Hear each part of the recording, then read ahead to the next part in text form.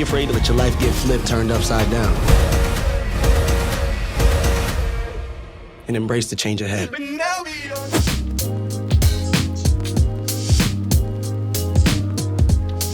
A lot of tears. A lot of tears. Happy, sad, you know? One of those feelings. That's the best way I can describe it. Yeah, I remember, because we always have a table read before each episode. And I remember at the table read for the finale, I think for really the last 10 pages, I was just kind of crying the whole way through. And then once it got to, and that's a wrap on BEL-AIR, I think we all lost it. That day, we ended up having to hold production for like an hour and a half, because I just kept crying and I had puffy eyes. But it's been a really beautiful journey, right? Like, I've fallen in love with this entire cast, and we all really hold each other like a family. It was really like you could feel the time. You know, sometimes like when you go to your childhood house and you look at yourself in the mirror, you like feel the change between the last time you came. That's how it felt, and it felt like time well spent. So I was just super grateful for that. Oh, that's awesome. I'm so like nervous to see the final episode. I'm sure it's gonna be intense. Without saying too much, it is just beautiful. I think it's the best ending that not only could all of these characters have, I think it's the best ending to a show, dare I say ever? That might be a bold statement, but I think I'll stand by it. I think it's the best ending to any television show. Well, the first time that we all read it was, well, I'm sorry, not we all, me for sure. The first time that I was reading it was at the final table read. And I'll let Akira speak more to it, but it was surreal. It was surreal for sure. Yeah, it definitely was surreal. It was very emotional. I think each and every one, well, except Cassie, but all of us cried. We all were just full of emotions because it was leading to the last few weeks, you know. Yeah, the only reason I didn't cry, my son was there that day. I have a 7-year-old. He was 6 still probably then. And for some reason, he didn't want to sit in the seat behind me and just listen to it. He wanted to sit in my, so he laid in my lap like a baby. It's like he became a baby. He kept touching my face, and like he kept kissing me. So I was filled with so much oxytocin, I couldn't cry. I could see it was a tremendous moment. But the last day of shooting, which was the last day of shooting in the mansion, I was so on the edge that day. I didn't even know it until I got to set. I was like, why am I so irritable? It was just grief. That last day on set, Tanya, was emotional. When we read that final script, I think everybody was in tears from page one. And then I think from that point, it just continued. Like every day was a beautiful day. We were getting the work done, but it was just filled with emotion.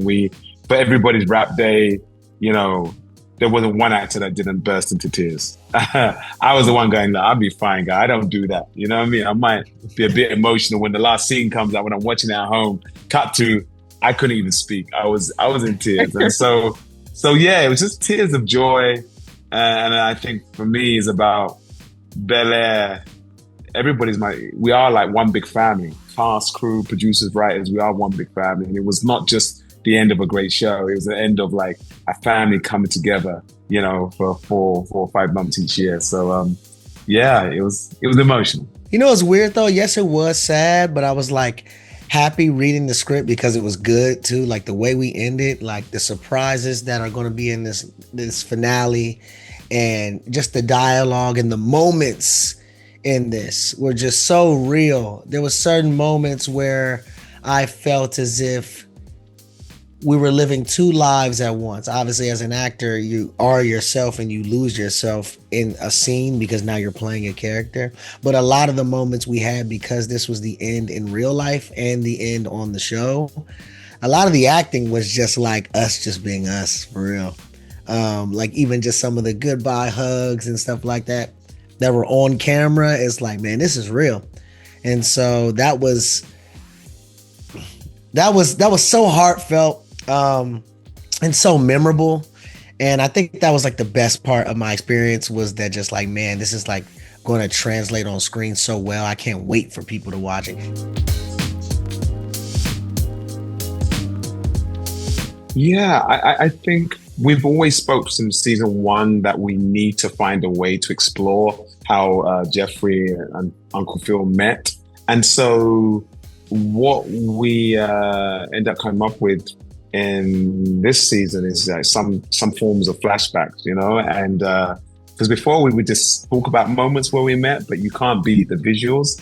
And what was great is that, you know, some of these moments, once you met that younger version of yourself, there was no conversation needed to be had because they've been watching the show, and I'd known one of the actors playing the younger Jeffrey as well, and we always joked about playing father and son on the show. And so I just feel like this show has like God's hand on it, and I just think the flashbacks are such a beautiful moment because you can't AI me and Adrian back to those times, you know. He's like, no, and I think I've enjoyed sort of reading those scenes, and I'm going to enjoy watching them as an audience and a viewer, and sort of reminiscing from a scene I didn't get to play, but also reminiscing from a scene that's always been in my head, if that makes sense.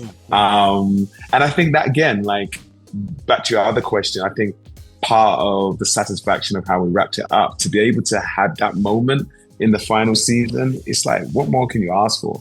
The only thing that's missing is a spin-off for Jeffrey. You know, I'm not trying to pitch you guys or anything, but like, we could get more into the backstory as well as a spin-off for Jazz as well. And maybe they meet, Jazz and Jeffrey do a crossover or something. That would be dope. Okay, I'll get started on the screenplay and I'll touch base with you guys and see what I can. Thank you so much, Daniel. Thank you. You're a producer on it already. I'm giving you a credit. I've not said this to any other press outlet. You're the only one getting this. Exclusive breaking news. We're gonna make magic, you guys. I'm so excited. Thank you.